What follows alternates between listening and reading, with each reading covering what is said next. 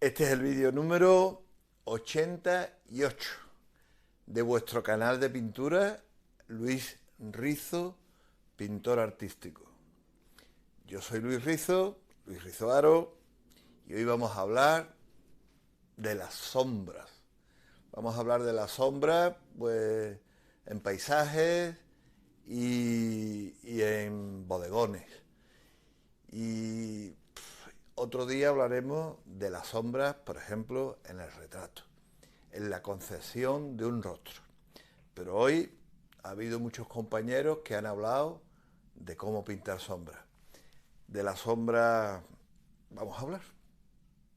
Bueno, intro y seguimos.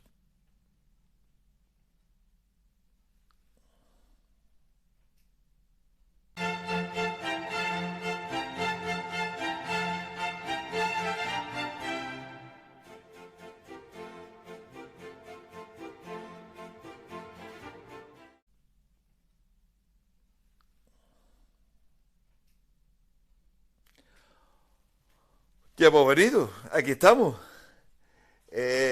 Curioso el tema que nos trae hoy, porque podíamos hablar de la sombra aquí para hacer tratados y tratados de pintura. Uno y otro y otro. Cada autor, cada maestro sí que tiene su forma de entender el mundo de la sombra. Aunque vamos a hablar de alguna norma general y alguna forma de entender este mundo de la sombra. Las sombras son importantes, pero tenemos que también pensar en la luz. Si no hay luz, no hay sombra. Y hay unos conceptos básicos que tienen mucho que ver con esto que vamos a hablar, que son conceptos de alguna forma matemáticos o conceptos que son formales a la hora de la perspectiva, que nos pueden orientar bastante a la hora de dar color. Tengo hecho, bueno, de perspectiva tengo 8 o 10 vídeos publicados, pero hablando de la sombra tengo dos en concreto, que son el número 26 y el número 27. Si lo veis, aparte de, creo que echar un buen rato, podría aclarar muchas dudas acerca de ese concepto de la sombra, el concepto de la perspectiva, fundamental a la hora de, previamente, al dar el color. La perspectiva, tenemos que tenerlo metido en la cabeza, es fundamental. Bueno, nadie ve los colores de la misma forma, de la misma manera, y cada pintor tiene su paleta. Yo he visto pintura, por ejemplo, la paleta de Julio Romero de Torres, que se expone en su museo de su ciudad, Califal de Córdoba, una ciudad preciosa de Andalucía. Yo creo que una de las más bonitas del mundo. Córdoba tiene unos monumentos y tuvo un pintor de cabecera bueno, nació a finales del 19 y durante mucho tiempo del siglo XX también vivió, que fue Julio Romero de Torres. Julio Romero de Torres, que pintó a la mujer morena. Bueno, pues también tuvo muchos paisajes, tuvo muchas cosas. Y en el museo hay una paleta suya. Y es interesante verla porque se ve la composición de los colores, de cómo estructura su paleta, y así se conoce muy bien cómo es el pintor y cómo actúa el pintor. Bueno, pues cada pintor tiene su forma de entender la paleta y su forma de entender el color. Rubens, buenísimo, Países Bajos, dijo que no importa el color dado a las luces, si se pintan las sombras con el color correspondiente a cada luz. Eso es otra teoría, no es la teoría, es otra teoría. Pero, ¿cuál es el color de las sombras?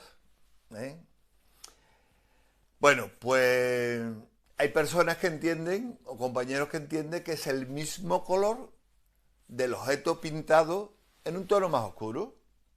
O sea, que pintamos un color, un objeto que es de color, no sé, rojo, y entendemos que la sombra debe ser de un rojo más oscuro. Hay otros autores que utilizan el color complementario del objeto que da la sombra. O sea, buscamos el complementario del rojo, que es el verde, y ponemos una sombra verdosa, un rojo verdoso, y tenemos también una sombra correcta. Pero tenemos que tener en cuenta una cosa, que en todas las sombras, en todas, interviene el azul, el color azul. Y tenemos que distinguir en el color azul distintos tipos de azules. Porque hay unos colores que son limpios, neutros, como son el azul, los colores derivados del azul cobalto. Hay unos colores que son más verdosos, que son los derivados del azul titán o del azul Prusia, que da unos tonos verdosos. Y también hay unos azules que son preciosos, que interviene un poco el rojo en ellos, el violeta, que son los azules ultramar. Bueno, pues tenemos ahí ya una forma más o menos coherente de tocar la sombra. Hay otros autores que dicen, bueno, pues usamos la tierra sombra tostada, la tierra sombra natural, el negro, y ya tenemos la sombra. Bueno, no te digo que no lo uses, pero si utilizas la tierra sombra tostada, la tierra sombra natural, o utilizas el negro, úsalo, son colores quebrados, pero úsalo para quebrar aún más o para agrisar esa sombra que estamos dando, porque si se usan directamente, el resultado de la obra es duro, es una sombra que no es tan consistente que bueno, no queda bonito, no queda artístico. Pueden quedar muy bien cuando estamos haciendo un cómic, pero aquí estamos pintando al óleo, estamos pintando acuarelas, estamos pintando acrílico, estamos usando unos medios de expresarnos que no tienen nada que ver con una obra gráfica. Estamos hablando de una obra artística. Pero si no se utilizan puros, pero se utilizan para acentuar un poco los colores complementarios que le demos a la sombra, pues nos pueden ayudar a quitar o a poner saturación en los tonos sombra y nos ayudan a oscurecer esa sombra de la que hemos estado hablando. O sea que podemos usar perfectamente el negro, tierra sombra tostada, tierra sombra natural, o los azules o los verdes para matizar y oscurecer las sombras.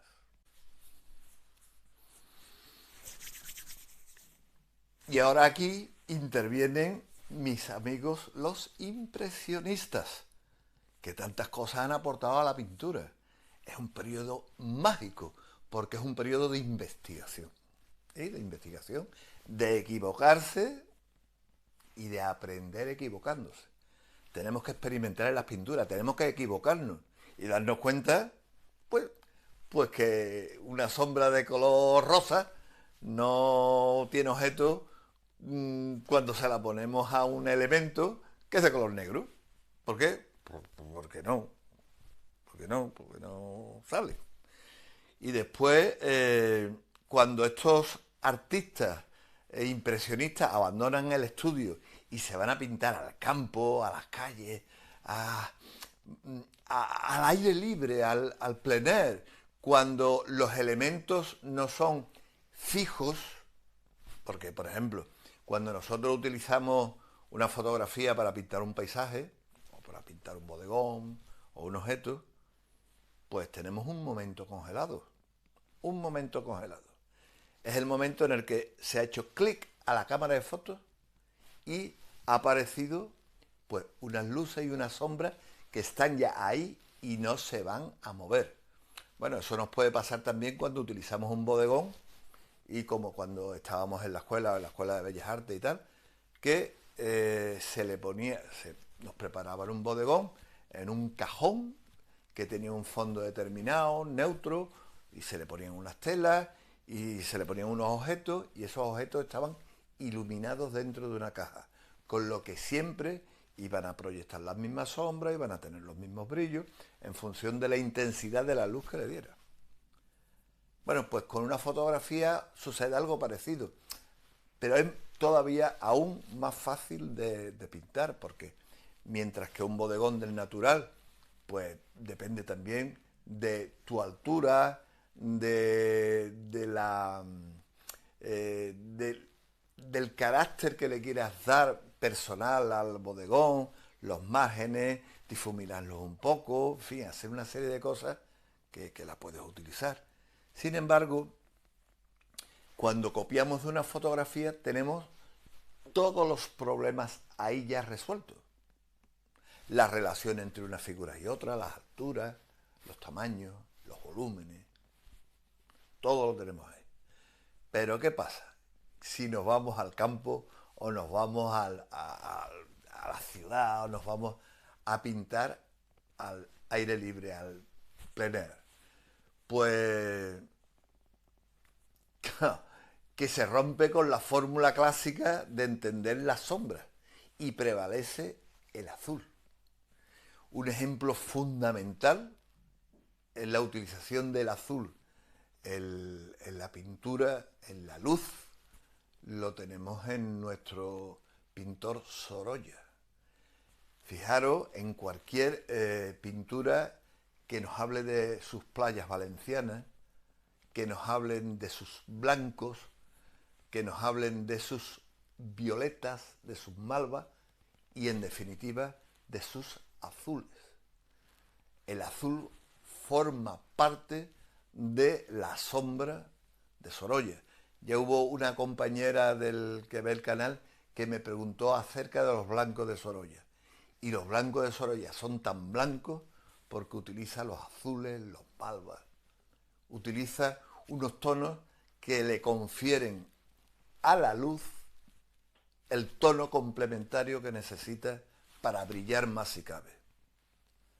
Hay algunos autores que le pegan un toquecito a la luz, pues de un color amarillo. Se puede utilizar pues algún color que le dé cierta gracia también a ese amarillo, que no sea un amarillo excesivamente por un cambio, no, podemos utilizar un amarillo de Nápoles. El amarillo de Nápoles hay rojizo o lo hay tirando a amarillo. Y ese amarillo de Nápoles, o rojizo o amarillo, le puede dar cierta importancia a la luz que estemos ofreciendo. Ojito con el tono, porque podemos usar el azul o podemos utilizar el complementario, pero tenemos que ver si estamos en el aire libre que la luz tiene también un tono. No es lo mismo la luz de la mañana, la luz del mediodía o la luz del atardecer, con lo que tiene una importancia fundamental a la hora de estructurar un cuadro. Fijémonos, ya os he dicho, en Sorolla, cómo utiliza la luz para aprender y dar las sombras. Sorolla es un ejemplo magnífico, sobre todo porque utiliza colores muy puros, muy luminosos y además con unas pinceladas valientes y largas. No es relamido pintando, sino todo lo contrario. También podríamos conferir que si hablamos del azul, que todas las sombras son frías porque llevan azul. Bueno, sí, pero no, porque las sombras pueden ser azules o derivar de azules o ser complementadas con el azul y no ser frías. Sencillamente porque utilizamos tonos que son calientes y complementamos de alguna forma con el azul ese tono caliente complementario del objeto que nos está proyectando la sombra y oscurecerlo un poco más. Pero no todas las sombras son del mismo color y se deben adaptar al entorno, al color de la luz o incluso a los tonos que desprenden los objetos por la luz reflejada, que es otro tipo de luz. Hay un foco de luz, puede ser el sol, o puede ser una luz que se rebota en una pared de una casa, o puede ser una luz natural, o artificial, o la suma de todas ellas. Y también interviene no solamente la luz cuando estamos en el campo o estamos en la ciudad pintando al aire libre, sino que interviene también la atmósfera. Ya hemos hablado en su día de la perspectiva atmosférica, que está por ahí también, en uno de los vídeos que dedico a la perspectiva, que la perspectiva atmosférica es importantísimo a la hora de plantear la luz. Hay días que son grises, hay días que son muy luminosos,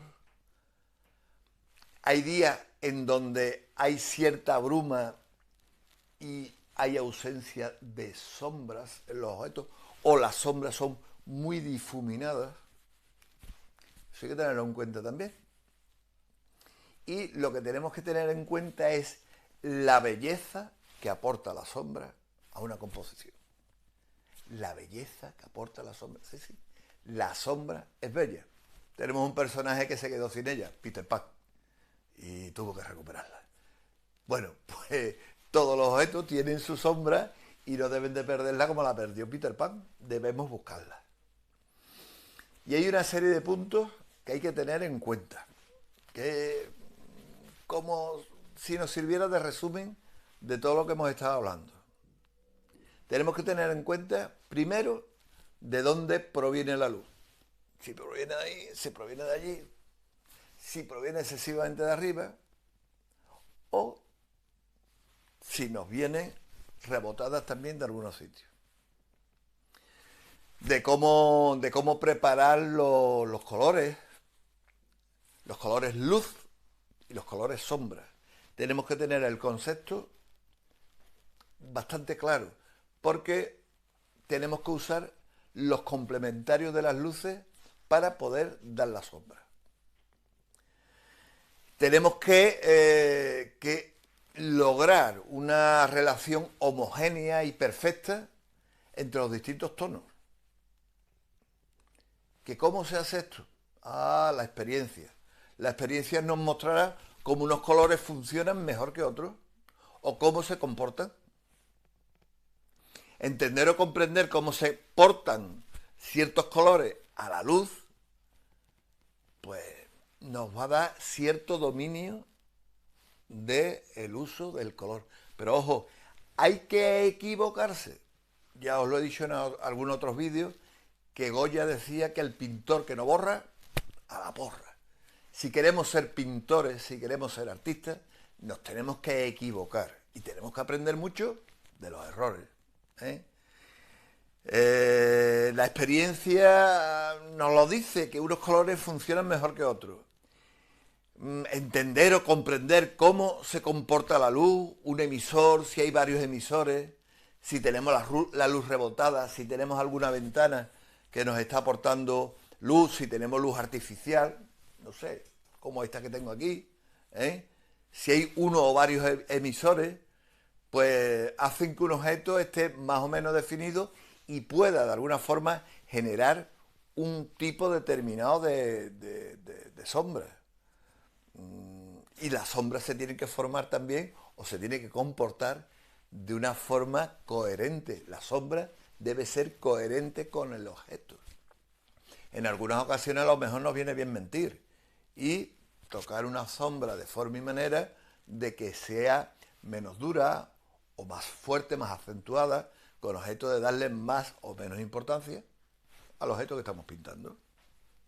Siempre que hablo de objetos, puedo hablar de una manzana, de un búcaro, de una vasija o de un árbol, de una casa, de una masa floral, de una montaña. Tenemos que tener en cuenta que la luz siempre viaja en línea recta. En línea recta. Si es intensa, si es fuerte, si es dura, si es una luz de un sol totalmente fuerte, pues vamos a proyectar unas sombras con las líneas muy acentuadas, con unos márgenes muy cortantes, muy rectos, o aunque sean curvos, o tengan la forma que tengan, pero van a ser muy definidos en función de la cantidad de luz que le llegue. Por lo contrario, si es una luz muy tamizada por la atmósfera, por las nubes, no llegan con mucha potencia, pues vamos a tener una sombra muy efímera, con bordes poco definidos, como en esfumato. Entonces, tenemos también que saber elegir el color de la luz. Fundamental. La sombra es la hermana de la luz. Si no hay luz, no hay sombra. Si no hay sombra, hay oscuridad. Y la noche, creeros, no es negra, es azul. Tira mucho para el azul Prusia. Bueno, pues tenemos que elegir el color de las luces. Ojo, como he salido mucho a pintar a la calle, pues un ejemplo que creo que es fundamental en esto es el que observé una mañana cuando, llegando al Alcázar de Sevilla para pintar, para tener una jornada de trabajo que era muy temprano y estaban dándole los primeros rayos del sol a nuestra torre de la Giralda, esta que está aquí, pues la Giralda era de color naranja, de naranja fosforito, vamos, de naranja que parecía que lo habían pintado en un rotulador, de color naranja. ¿Por qué? Porque la luz del sol de ese momento, eso duró nada, duró segundos. La luz del sol en ese momento, cuando rozaba la atmósfera, le daba un tono anaranjado a todas las torres que estaban siendo iluminadas por ese sol en ese preciso momento. Por eso hay que elegir el color de las luces, para que sea coherente en todo el cuadro. Y también tenemos que elegir el color de las sombras, para que sea coherente de la misma forma en todo el cuadro. Así que hay fórmulas para tocar las luces y las sombras. Bueno, pues quizás la más fácil, la que más podemos usar para aquellos que no estén muy duchos en el tema, es usar la sombra con el color complementario, del objeto que la desprende. Hemos dicho antes el rojo, pues un verdoso. Y en ocasiones, para oscurecerla un poco, añadirle un poco de azul. Ya os he dicho que aunque parezca mentira, no siempre el azul le da un tono frío a la sombra, porque a lo mejor un rojo con un poquito de azul resulta que se convierte en un violeta, y el violeta no es precisamente frío en todos sus tonos. Hay violetas que pueden ser azulados, pero hay violetas que se suben al rojo y entonces son calientes, ¿vale? Voy a cortar, voy a aproximar y os voy a enseñar este cuadro para que veáis, pues, las distintas sombras que aparecen en él. Bueno, espero que os esté gustando el vídeo. Las sombras son complicadas, pero ya he dicho que las sombras son de una belleza sublime y pueden hacer que el cuadro sea precioso o se lo pueden cargar. Tener cuidado con las sombras son muy traicioneras. Una cosa, se admiten sugerencias. Este es el vídeo número 88 y gracias a la sugerencia que me hacéis a los likes y a que os deis de alta en mi canal, que si le dais a la campanita os va a avisar cada vez que publique un vídeo, pues gracias a eso puedo seguir publicando y haciendo cada semana un vídeo que os pueda interesar. Bueno, corto y os voy a enseñar la sombra de este paisaje. Venga. Pues bueno, mis queridos amigos, fijaros que aquí hay sombras y luces por todas partes, porque lo que está claro es que un cuadro tiene que tener con sus luces y sus sombras una forma correcta y coherente. Donde primero hay luces, pues en las nubes. ¿Pero por qué hay luces? Porque hay unas luces, porque hay unas sombras agrisadas, que tiran un poco para el gris y el azul y el violeta en el lado contrario a donde viene la luz. Fijaros que incluso hay algunos tonos que son como amarillos o rojizos. Ya he dicho que el amarillo lápole se puede utilizar con el blanco y le da bastante luz. Bueno, pues aquí en la torre, en la veleta que se llama el Giraldillo, pues también tenemos luces y sombras, porque si no, no tendría volumen, ¿eh? Las primeras partes de la torre, pues con sus distintos elementos, también tienen luces y sombras. En este caso, hay unas que son agrisadas porque es una piedra que es de color gris, pero hay otras que son en tonos rojizos o en tonos tierras, ¿eh? Que se complementan con un poquito de azul y cuando voltean la torre, en la parte de la sombra, pues están más azuladas o más agrisadas, ¿eh? Bueno, ahora llegamos a una zona de blancos. Fijaros que hay algunos blancos, que son los que están más arriba, que tienen unas luces, mejor dicho, una sombra, que son incluso rosas, que hay rojo, y conforme vamos bajando, tenemos unas luces que son más azules, más agrisadas, y conforme vamos abriendo el campo de visión, nos encontramos con unas más azules, más tirando para celeste, y en este caso, por ejemplo, malvas o violetas, ¿eh? Fijaros que aquí hay cristales, eso es una cristalera. Bueno, pues esa cristalera que sirve de ojo de patio cerrado, pues proyecta unas luces que son azuladas, malvas. Seguimos con el malva sobre la pared blanca, ¿eh? Y fijaros que aquí hay al fondo una maceta y bajo la maceta hay unas sombras que son de carácter amarillo rojizo. Otro tipo de sombra, o por ejemplo este ocre, que tiene una sombra que son de colores pues tostados, de colores sombra natural, algún carmín violáceo. Hay también un poco de siena tostada, y sin embargo se acrecienta cuando vemos esa oscuridad casi total que tiene la parte de abajo del arco, el cañón del arco, que es de un color aparentemente negro, pero no es negro, tiene tierra sombra tostada y tiene un poquito de azul, ¿eh?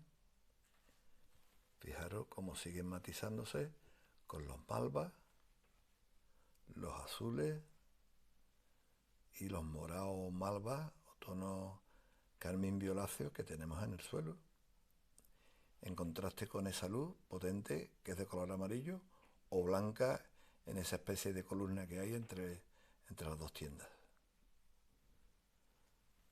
Y nos encontramos con un edificio que es de color, pues, color tierra, y que ese edificio tiene, pues, algunas luces, como están aquí arriba, y tiene una sombra en el lateral, que son simplemente tierra sombra tostada, como he dicho antes, casi con la misma nitidez que tiene la parte de abajo del arco, pero menos dura, ¿eh?